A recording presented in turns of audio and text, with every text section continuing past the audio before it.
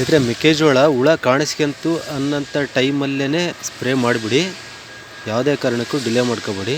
ಎಲ್ಲೋ ಹೊಲದಲ್ಲಿ ಎಲ್ಲೋ ಒಂದೊಂದು ಹುಳ ಐತೆ, ಸೈನಿಕ ಹುಳು ಅಂತ ಗೊತ್ತಾದ ತಕ್ಷಣ ಇಡೀ ಹೊಲನ ಸ್ಪ್ರೇ ಮಾಡಿಬಿಡಿ. ಮತ್ತು ಎಲ್ಲಿ ಹುಳ ಐತೆ ಅಲ್ಲಿ ಮಾತ್ರ ಸ್ಪ್ರೇ ಜಾಸ್ತಿ ಮಾಡೋದು, ಮತ್ತು ಹುಳ ಇಲ್ಲ ಅನ್ನೋಂಥ ಕಡೆ ಸ್ಪ್ರೇ ಕಡಿಮೆ ಮಾಡೋದು, ಹಂಗೂ ಮಾಡಬೇಡಿ. ಈಗ ನೋಡಿ, ಇದು ಆಲ್ರೆಡಿ ಈ ಹೊಲಕ್ಕೆ 2 ಸಾರಿ ಸ್ಪ್ರೇ ಮಾಡೈತೆ, ಆದ್ರೂ ಸಹ ಹುಳ ಕಂಟ್ರೋಲ್ ಆಗಿಲ್ಲ.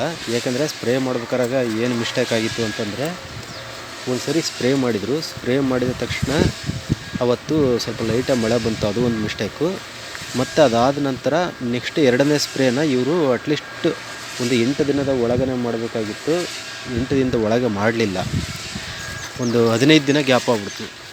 ಆವಾಗ ಏನಾಗುತ್ತೆ ಅಂತಂದರೆ, ಕೆಲವು ಹುಳಗಳಿರ್ತಾವಲ್ಲ, ಅವು ಔಷಧ ತಗಲಿರಲ್ಲ, ಮತ್ತು ಎಲೆ ಅಡಿಯಲ್ಲೆಲ್ಲೋ ಇರ್ತವೆ. ಅಂಥವೇನಾಗ್ತವೆ ಅಂತಂದರೆ ಮತ್ತೆ ಮೊಟ್ಟೆ ಇಟ್ಟು ಮರಿ ಮಾಡಿಬಿಡ್ತಾವೆ. ಅವು ಮೊಟ್ಟೆ ಇಟ್ಟು ಮರಿ ಮಾಡಿದ ತಕ್ಷಣ ಅಟ್ಲೀಸ್ಟ್ ಒಂದು ನಾವು 7 ದಿನದ ಒಳಗನೆ ಇನ್ನೊಂದು ಸರಿ ಸ್ಪ್ರೇ ಮಾಡಿದಾಗ ಅವನು ಸಹ ಅದರಲ್ಲಿ ಕವರ್ ಆಗಿ ಸತ್ತೋಗ್ಬಿಡ್ತವೆ. ಬಟ್ ನಾವು 15 ದಿನ ಗ್ಯಾಪ್ ಕೊಟ್ವಿ ಅಂತಂದರೆ ಅವು ಮೊಟ್ಟೆ ಇಟ್ಟು ಮರಿ ಮಾಡಿಬಿಡ್ತಾವೆ ಅಷ್ಟೊತ್ತಿಗೆ.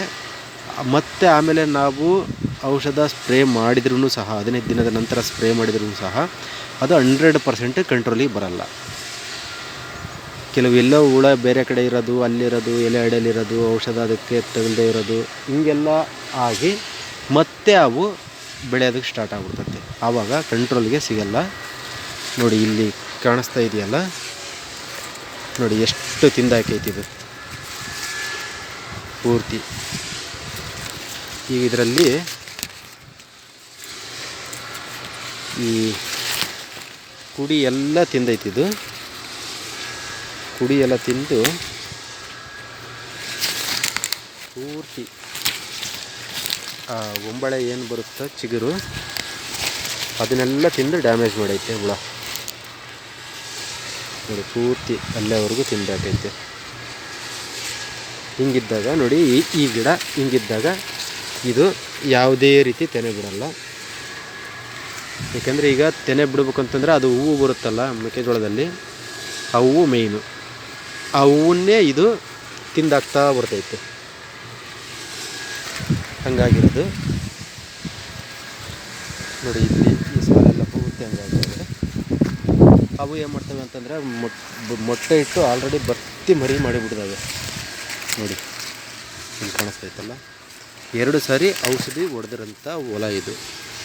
2 ಸಾರಿ ಔಷಧಿ ಹೊಡೆದ್ರೂ ಬಟ್ ಟೈಮ್ ಸರಿಗೆ ಔಷಧಿ ಹೊಡೆದಿಲ್ಲ ಅನ್ನೋದೇ ಈಗ ಮೇಯ್ನ್ ಫಾಲ್ಟ್. ಇದು ಒಂದು ಸರಿ ಚಿಕ್ಕದಿದ್ದಾಗಲೇ ಒಂದು ಸರಿ ಔಷಧಿ ಹೊಡೆದು ನೆಕ್ಸ್ಟ್ ಒಂದು 7 ಡೇಸ್ ಒಳಗೆ ಇನ್ನೊಂದು ಸರಿ ಔಷಧ ಹೊಡೆದಿದ್ರೆ ಇದು ನೋಡಿ, ಇದರಲ್ಲಿ ಯಾವುದಾದ್ರೂ ತೆನೆ ಕಾಣಿಸ್ತಾ ಇದೆಯಾ? ತೆನೆ ಇಲ್ಲ ಇದರಲ್ಲಿ. ಈಗ ಇದು ಓಪನ್ ಮಾಡಿದರೆ ಇದರಲ್ಲಿ ಹುಳ ಇದಾವೆ. ಇದರಲ್ಲಿ ಪೂರ್ತಿ ಕುಡಿನೆಲ್ಲ ತಿನ್ಕೊಂತ ಬರ್ತಿದ್ದಾವೆ. ನೋಡಿ, ಈಗ ಇಲ್ಲಿ ಬಿಳೇ ಹುಳ ಕಾಣಿಸ್ತೈತೆ. ನೋಡಿ ಅಲ್ಲಿ ಮೇಲಕ್ಕೆ ಹೋಗ್ತಾ ಇತ್ತದು, ಬ್ಲರ್ ಆಗೈತೆ. ಈಗ ಎಲ್ಲಿದೆ ಅಂತಂದರೆ ಅದು ವಾಪಸ್ ಒಳಕ್ಕೆ ಹೋಯ್ತು.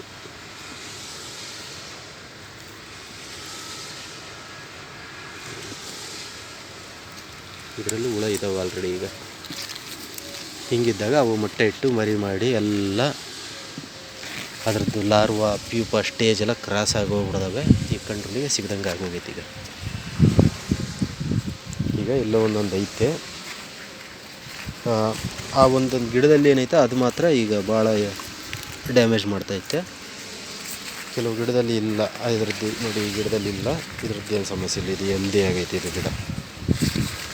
ನೋಡಿ, ಈ ಗಿಡದಲ್ಲಿ ಇಲ್ಲ, ಇದೆಲ್ಲ ಚೆನ್ನಾಗೈತೆ. ಅದಕ್ಕೆ ರೈತರು ಯಾವುದೇ ಕಾರಣಕ್ಕೂ ಔಷಧ ಹೊಡಿಬೇಕಾದಾಗ ಸೈನಿಕ ಹುಳು ನಮ್ಮ ಹೊಲದಲ್ಲಿ ಬರುತ್ತೆ ಪ್ರತಿ ವರ್ಷ ಅನ್ನೋಂಥ ರೈತರು ಏನಿದ್ದಾರೋ ಯಾವುದೇ ಕಾರಣಕ್ಕೂ ನೆಗ್ಲೆಕ್ಟ್ ಮಾಡಬೇಡ್ರಿ. 2 ಸ್ಪ್ರೇನ ಕಂಪಲ್ಸರಿ ಮಾಡಿ. ಬಟ್ ನೀವು ಕೊಡ್ಬೇಕಾದ್ರೆ ಮಾತ್ರ ಅವ್ರದ್ದು ಡೋಸೇಜ್ ಏನು ಇರ್ತಾರೋ ಅದೇ ಡೋಸೇಜೇ ನಾವು ಮೇಂಟೈನ್ ಮಾಡಬೇಕು.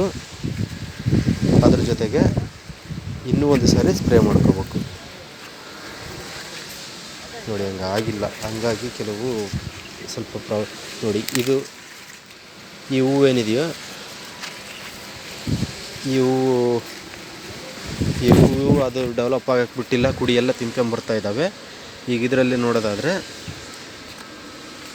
ಎಲ್ಲೂ ಇನ್ನೂ ಕಾಣಿಸ್ತಾ ಇಲ್ಲ. ಅದು ಇದು ಇಲ್ಲೈತೆ ನೋಡಿ, ಇಲ್ಲೈತೆ ಇದು